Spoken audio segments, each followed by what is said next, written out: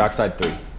Dockside episode 3. Real quick, how do y'all hold up 3? Is it 3, 3, 3? That's not 3. That's 2. 3, 3, or 3. It's like this. I do this. It's like this. I do this. Guys, Dockside 3. It's been a interesting month. Very weird month. I mean, I feel like we're back in the beginning of fall. Yeah, like all this, it gets hot. It's like 80 today. Mm-hmm. It's like 10:30 this morning. It was 80. It was blowing 30. Yeah, if y'all see us red or sweating, it is literally like 90 degrees outside and humid as heck, and we're sitting inside the barn. On the back side of the barn, so the wind's not coming in. It's blowing wind. 30, but we have to hide in here. And we just waxed the whole boat, cleaned everything up, put a different VHF on. Yeah. So, yeah, it's been a morning. It has been a morning. It's bright, too. It is bright. It was so gloomy and cloudy this morning. Now it's like, well, let's do a recap of what our month looked like. So, a video y'all won't see is we took Cole's dad and Grace out snapper fishing for his birthday. Yeah. Just jigging for snapper. It was fun. Yeah, a little less jigging. I jigged a lot. Yeah, you jigged a lot. It wasn't like how we had the four of us on the boat, right? And we were really going at them in the last snapper video. But caught some really good snapper. Yeah, just caught some really good snapper. Just went out there, got our limits both days. Tried to go to the rigs the second day. First day. Oh, first day. Tried to go to the rigs the first day to see what was there, and it was just dead. There was nothing. There was no live. No bait. Yeah. No nothing. Weren't marking anything. The rigs are just slow right now, and there's been a lot of dirty water coming in and out of the bay. That dirty water has made its way to the rigs, so you know it's that time of year. There's not a whole lot popping. The warm water isn't in yet. Yeah. It's dirty. It's cold. I mean, the water was like 10 degrees cooler at the rigs than our snapper spot. Yeah, and there was still. And it's only like a 20 foot of depth water difference. See, that habits. Second weekend, we were in the bay. We had a really hard bite. That was the weekend we went with Chris. We waited to go out until the storms passed. No, that was a good bite. And no, it was a decent bite. I'm just saying, like, it was more redfish and little trout. Well, I think we can just generalize. I mean, really the last 3 weeks of trout fishing. I mean, we can, if we ran through all these trips individually, I think they'd be all the same. I'd have the same comment on all of them. Is that it's like you have a big storm system that comes in real random. It stirs everything up. It either dumps fresh water in, or it changes the wind completely. So that weekend the wind actually stayed the same, but it rained and rained and rained and dumped like 3 inches of rain in like 3 hours. Yeah. Put a bunch of fresh water into the bay. And then the next weekend it was a different front system came through. It didn't really drop the temp by a whole lot, but the wind went from blowing 20 from the south to 30 from the north. Right. And then the next trip it was blew south all week. We fished Saturday, it was blowing south, found some fish, and then the next day it was blowing from the north, and there was no way to fish those same spots. Every like the last 3 weekends almost. We've been wade fishing the last 3 weekends, and it's been the That's what exact I'm saying. same. It reminds me of like not really the fall, but like that pre-winter, like that Thanksgiving time period where it's like they're not in their patterns. They're trying to find a pattern. But they literally can't. The weather is doing everything in its power to not let them form that yet, and the fish are used to it by this point. Exactly. We as fishermen have to understand that when we go out there, when things are changing like that, like I think I said something to Chris, like, it's going to change tomorrow. He's like, well, bro, the temperature's not even going to drop. And I'm like, yeah, but the pressure's changing. The wind is changing. Like, everything changed. You're probably not going to be able to fish that same spot you found on Saturday. And when you go out there with this mindset of like,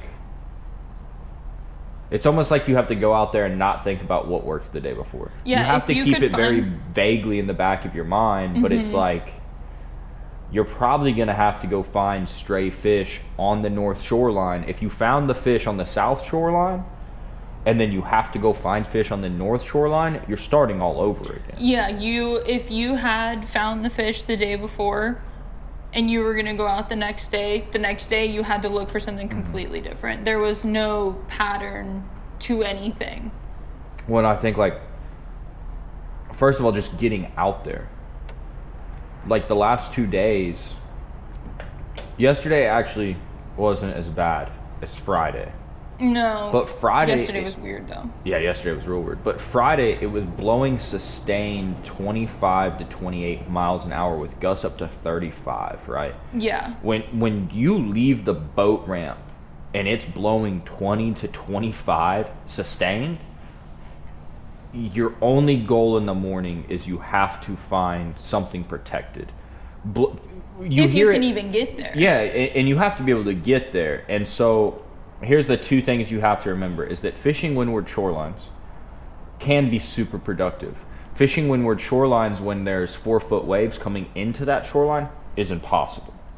So you have to find some form of cover, whether it be a spoil island, and a big spoil island at that, or you get over to a shoreline that's protected, and half that battle is just getting over there. I mean, luckily, this is a really big boat to have in the bay. Mm-hmm. There is some limitations with it. Some limitations we push quite often, but when it comes down to it, just put the V down in, and you can get it. I mean, we were the only boats over there. I mean, yeah, really, really. Some parts of the bay that we fish, I mean, there is no way to get places protected. Mm-hmm. And so guides can't take their clients over there. People aren't willing to run certain boats over there. Okay, well, if we can get over there, well, we have a shot at finding fish. And sometimes that's half the battle, is just getting there and fishing what's available. Mm-hmm. Fishing what's available is all we've been doing, is dissecting bottom apart, finding where there is fish holding, and then fishing that spot until something in the weather doesn't allow us to anymore. Mm-hmm. We are probably another month and a half out before we really start getting weather that allows us to fish how we want to. We have a lot of dictation happening before we even leave the ramp about where we're fishing. So actually, that was a question that somebody asked us on the story. I think Tim Rios, he asked what we look for when we're going wade fishing. So, like, I'm assuming the night before, and then when we get out there, what are we looking for? Like, the night before, I'm going, okay, what's the wind doing? What's the wind going to allow me to do? What's this weather going to allow me to do? If there's a thunderstorm predicted in a major part of the bay, well, I'm probably not going to run all the way that way. I'm probably going to stay closer. Mm-hmm. If the wind's blowing 30, well, there goes half the bay that I'm not going to fish, right? I got to get to a protected shoreline. Some winds make that almost impossible. A real, true, strong east wind makes that real difficult where we fish, especially in the late winter and early spring. An east wind makes it hard. I'm looking at patterns that I've noticed in the past. I'm looking at what type of, more or less what's the water temperature. If I don't personally know, I shoot a call to someone that I know has been in our area. Hey, what's the water temperature? I'm not asking where the fish are or anything like that. I just want to know what the water temp is. And if you don't know the water temperature and you don't have a friend you can call, you can look on the... How do you... There is some buoys in some of the bays. Right. In Baffin or wherever you're fishing. There's a buoy in Baffin. There's a couple buoys in Matagorda, but like our one in Baffin's about 8 degrees off. Yeah, we always say like, oh, it's saying it's... If it says 75, okay, we're taking it's down. 68. Yeah. It's 67. never... Yeah, it's about 8 degrees off. Because it said 96 in there one time. It was actually 90. Yeah. So it's about 8 degrees off. So, I mean, look at your water temp first thing, then find the bottom, what you want to fish, where you want to fish.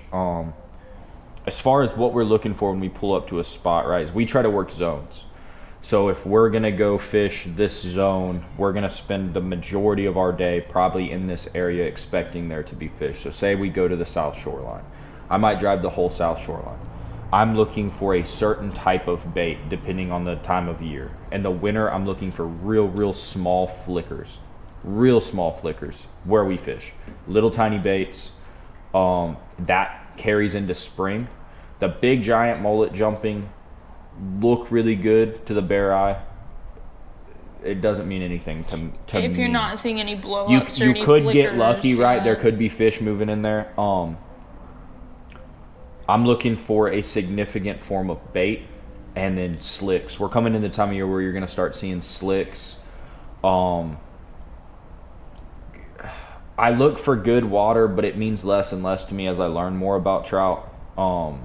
It used to mean a lot more than it does to me now. Especially from this past weekend. I mean, really just the last 2 years for me have just kind of shown me like, yeah, the water can get muddy. It takes a long time for the trout to move out, at least in our area. They really don't care. Their senses are so good. They're going to eat no matter what. Now, you might have to change what you're doing with that lure, but in the end, it's not that hard. What's your favorite lure? What's your favorite lure when the bite gets slow?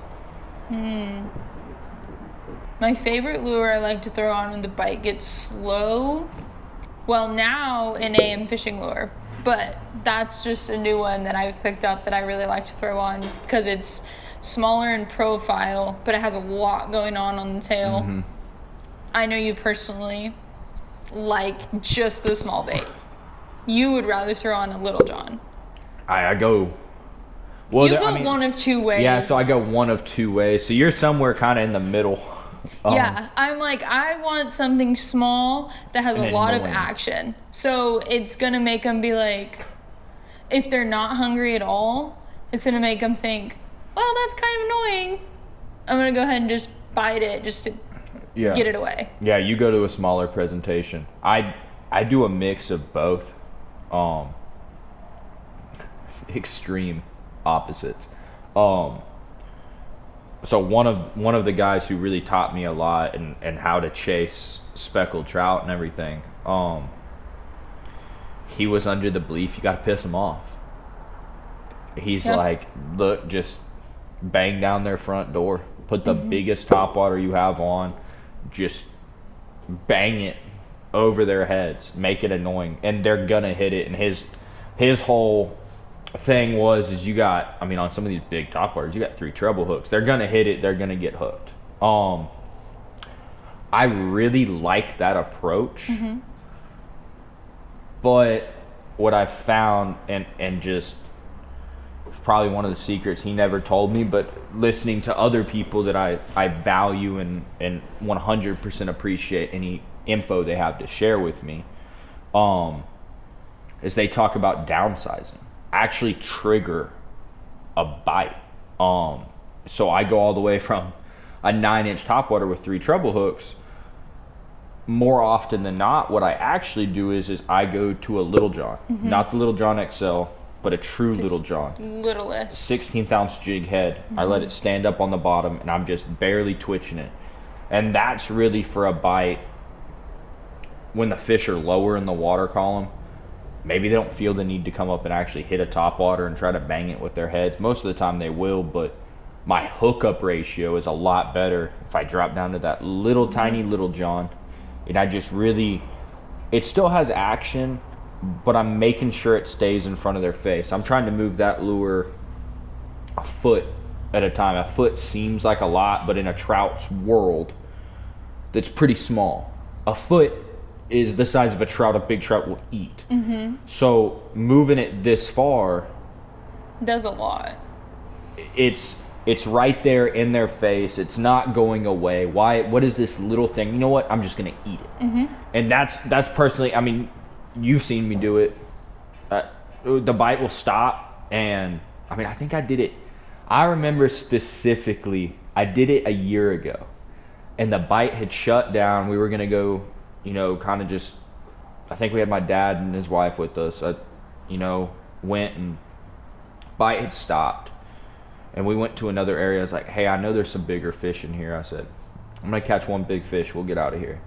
And everyone's throwing paddle tails, and there's no one getting bites. And, I mean, I think I was on my 4th cast, dragging a Little John on the bottom. Bang. Dead stick a 27-inch fish that actually ate the lure. And it was 1 o'clock in the afternoon in the summer. The water was hot. Fish didn't really want to eat, but it was like, hey, it's just a little snack.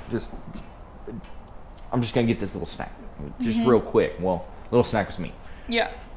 And it was even prevalent yesterday because we all day before and yesterday, it was just drag it so slow on the bottom. Maybe twitch it a couple times And they were still eating, but it was just put it in front of their face, put it in front of their face in the lead, which we noticed a lot.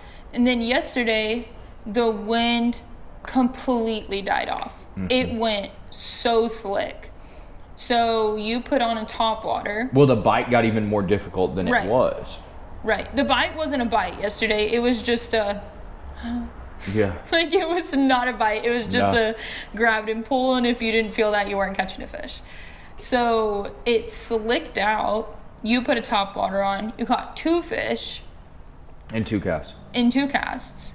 Chris and I think Chris had a couple blow-ups. I was just learning a top water. I think one of those was a 27-inch fish that I hooked. Yeah. And 26. then... Oh. Then you went from a top water to a Little John. Well, what happened was it went completely slick. I went to the top water, 2 fish, 2 casts, and good fish. And then the wind picked back up. They didn't want the top water again. It was like a dead period of like literally 20 minutes. And it was like... The only 2 fish during that dead period were on the top water that I was throwing. Then I went over to a Little John with annoying features but more realistic colors and just started dragging on the bottom. Same thing we've been doing with the paddle tails all morning, but they had officially shut off. And I think I picked up the last few fish of the day on the Little Johns, and that was it. You know, the bite's kind of over. Going off the lure thing, what are the top 3 lures you think you need to keep in your box at all times? I keep a top water, a paddle tail style lure, whether it be a gambler or a down south, and a Little John. I can do anything I want with those lures. I mean, what would yours be? It'd probably be pretty close. Yeah, I think I would say the same. Probably a... You might sub a top water for like a soft guy. Well, I'm not great with top waters. I'm learning. I mean, I could catch limits or trophy trout year round. I agree. With a top water, a down south, or gambler. I'm not talking about a true paddle tail either, like a true club foot paddle tail. It's not what I'm talking about. Just a soft plastic. I'm talking like a longer soft plastic with a longer tail. Not like your 5-inch like TTF paddle tail, but like a down south supermodel or a gambler, a bigger profile tailed bait, and then a Little John. What are your top 3 colors you would keep in there? That pink, brown, white tail. Okay. Bone diamond. Or like a clear, sparkly lure. Probably a Laguna glass. Really? Laguna glass. See, that's where we differ. But see, all 3 of those lures. See, I have any watercolor. That's true. I think that's where we differ, though. So like pink is like your green to clear, or green to murky. Your Laguna glass is like green to clear, and your bone diamond's clear. So right there, I mean, I have 3 different. In that pink, I mean, it works in clear water. I think mine would be a green, like an olive green or like a lime green? Like a chicken on a chain green. Okay. Like a mullet looking color. Does that make sense? So some form of green. I think a pink. But my pinks, I think, always have to have flash in them. And then a purple or a dark black lure. But see, that's the difference in you and I is like, I don't want my pink with any flash. Really? I like a dead pink. Like a dull, not a dull, but like a shiny-less pink. Which is what that color is. Yeah, I just want pink. And the reason that I don't like flash in that pink is I feel like the flash on days where it's cloudy, there's something that the fish don't like with the shiny. Something with the fish don't like stuff when it's, like we saw it with the black lure. The black lure has no flash in it, but when it's dark outside, they love that. So there's something to do with the flash with those low light conditions or cloudy. I like my pink dead. But I get the flash from like Laguna Glass. That's a great lure for pretty much any conditions until the water starts to get real murky. Yeah. And then all of those colors translate well from a topwater to a long-tailed lure to a Little John. What is your biggest investment in wade fishing that you think has paid off the most? Biggest or best? Best. I mean, yeah. What's your, the best investment you've made in wade fishing? I mean, I'll say this out front. Having a really good pair of waders, investing in your wintertime setup is beyond super important. But a lot of people don't do that. As far as the winter fishing, as much as we do. Look, if you do it 1 week in the winter, waders aren't that important. In my eyes, my longest investment, and it's not even that expensive, is my wade bag. Y'all are keeping all that gear clipped onto you somehow. You're keeping a spool of line in your pocket. You're keeping your bogas clipped on your belt. You're keeping your pliers in your look. I got a backpack. It doesn't weigh anything. It has one box in it, one spool of line, has all the lures that I could possibly need. And that bag, I mean, when we get on Chris's boat, we take a tackle bag with us. We just do.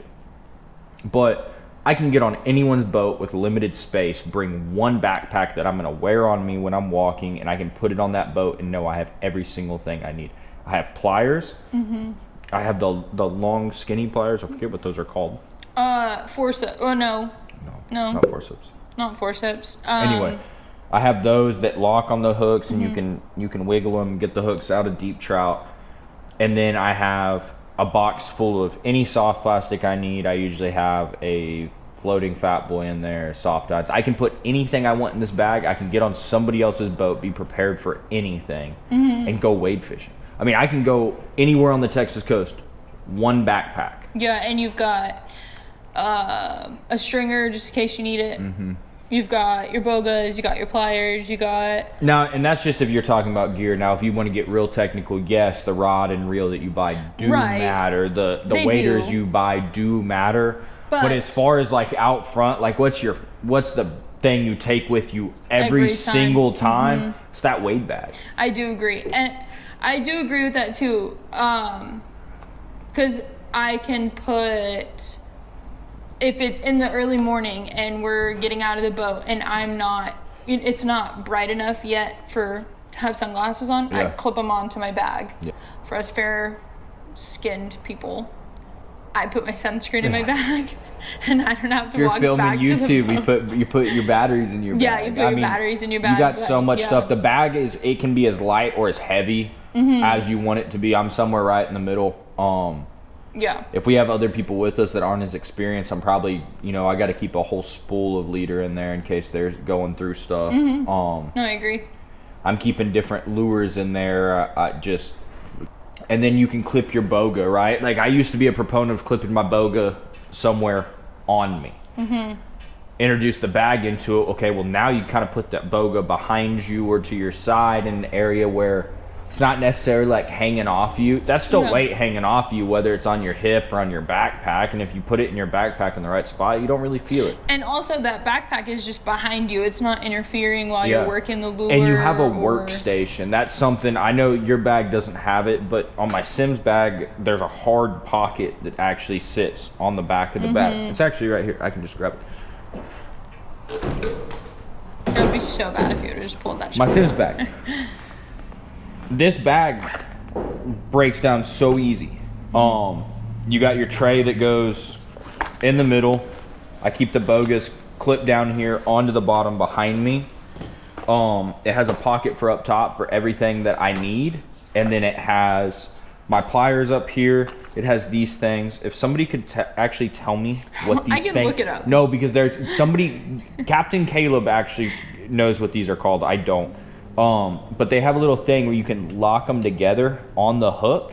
And when you lock them on the hook, you can now start grabbing them like this and kind of moving the hook around so you don't mess up the trout as bad. I actually don't know what they're called. I'm looking it up. But something cool about this bag, they don't make this bag anymore. I think they are called forceps. Forceps. I was right. I think I got this bag 12 years ago. But this bag has a zipper here. And the closest one that we have found to that is that Orvis bag. If you can grab it in a minute. I keep my spoolie line in here. It goes in a little pouch.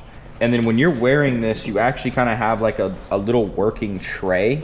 Yeah, here. like it pops out. So if you're ever dealing with something that's super complicated, whether you're fly fishing while you're wade fishing or actually just wade fishing, anything that we do, you kind of have like a table, right, something to actually deal with as this sits on your back. I actually didn't know that. And deal with it. I'm not sure if that's actually how they designed this, but Simms doesn't make this bag anymore. Yeah. This is my number one thing that comes with me no matter what. The waders are great in the winter. The jacket's great in the winter. The rod and reels kind of change depending on what situation we're fishing. This is my constant. I do think that is my best investment. One of my best investments. My other best investment. I say my best investment. You paid for it, but my best investment was my Simms jacket. Yeah, but just in the winter. No. In the spring. I use that thing all the time. You gonna wear it in May? Probably. No. My Simms jacket, my elbows don't get wet unless like I stick my hand down in the water. My elbows don't get wet. You're not zipping up the cuffs tight enough. You gotta zip up the cuffs. Remember mine's at large. And I have little teeny tiny wrists. So you get for not getting the right size. Well, I was gonna get the right size, but I didn't think it would fit over all my layers. Because I'm a cold girly. I think that's one of my better investments is it has to be between my wade bag or my jacket. To close this out, we will be at Stop Boat Show April 26th through the 28th. If that is not correct, I will put something else up on the screen, but I'm pretty sure that's correct. I'll be there, but I don't even know what we'll keep you posted up. We will keep you updated on our Instagram and Facebook. We will let you know what days, what times we're going to be there. She's chewing on a stick. Laguna's chewing on a stick, if you can hear her. We'll let you know what days, what times, where we're going to be about. It's kind of a big place-ish. No, that one's small. It's at the marina. Oh. Okay, not as big. It's going to be a small place. We will see you there. We will have hats. We will have stickers. We would love to hang out with you, talk to you. Have all styles of hats. Say what's up. Working on a bunch of stuff for y'all right now. Yes, a lot of y'all have emailed, DMs about the lures. We're working on that. So, the down souths, red and black. Yes, red and black down south. So, Spring's guys, coming up. Yeah, we're going into the spring, into the summer. Yes. The redhead, black bodied down souths. I'll put a picture of it up on screen. Here, like this. Cole's holding it. Those will be available at Roy's when we put it on our Facebook. Or that our website. is Wicked Customs. Wicked Customs is painting all of these for us. Yes. We will let you know when we know something. And it is one person, so please be patient. Yeah, it is one person. Wicked Customs is Wicked One. Wicked One. Please be patient with him. Yeah, be patient with him. Be patient with us. Give us a little bit of time. We'll get some things set up. T-shirts are on their way shortly, but hats will definitely be here first. Hats will be at the boat show. Yes. So come see us. We only have 40, so once they're gone, they're gone. And I'm keeping one, so we only have 49. And we have 40, and I'm keeping 39. one, so we only have 49. 39. I'm also keeping one, so we only have 38. Because I'm making all of them. Then Ryan's going to have one. So 37. So there's 37 guys, so the first 37 people there. And you have to beat Chris there. Because if Chris gets one, then there's going to be 36. Yes. So we will have hats. First come, first serve. Once they're gone, they're gone. And we'll probably put them up on our website. Dependent upon, we want your feedback. Website's here. Yes. We want your feedback. We want to know if you like the hats. We want to know what you would change. Please be honest with us. Not that honest. Be nice, honest. Don't be brutally honest. We're very thankful for each and every one of you. Your support. 1K. 1K. Which is guys. crazy. We did not. No. I mean, we hoped that we were going to get this started off 10 months ago. Yeah. With just kind of, hey, we're doing it anyway. Let's share our experiences. We just wanted to share it with y'all. And it's been awesome. It's been awesome to run into y'all. It's been awesome to try to catch big fish and then to try to catch it on film. Guys, it's a... Yeah. And shout out to Joel. We like Joel. Joel. He's nice. Hi, Joel. He watches all of our videos. So, be like Joel. Watch all of our videos. Guys, happy Easter. Happy Easter. You'll see this a week after Easter, but happy Easter. But happy Easter. Like. Subscribe. Follow. Comment down below and tell us. If you're going to be at the boat show. If you're going to be at the boat show. Yeah, we would love to see you. See you on the water. Come get some. SaltyGillz. Come get some.